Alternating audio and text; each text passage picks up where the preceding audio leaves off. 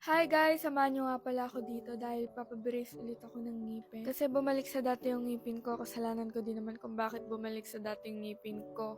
Kasi hindi ako nag-retainer. So ayan, nandito nga pala ako sa may Passion Smile dito sa may Makati. Excited na ako nung time na yan. Pero mamaya masakit na tong ngipin ko. Pero is ganda, ganun talaga.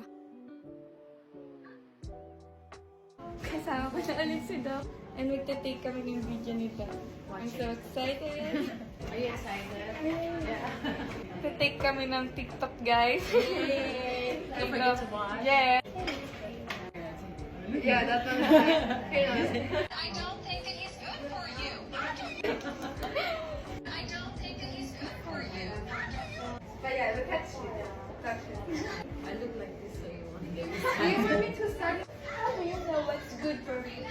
Wow, with such feelings. Done with the TikTok. What happened to Rowery was before, because she didn't finish her treatment because she came from long distance relationship with me. To start with her treatment to fix her overbite. This time we're going to put braces on her upper and So ayan, nag-start na si Doc and picturean daw muna niya yung ngipin ko para may before and after pagkatapos ng braces ko. And then, nina-explain sa akin ni Doc kung gano'n yung overbite ko.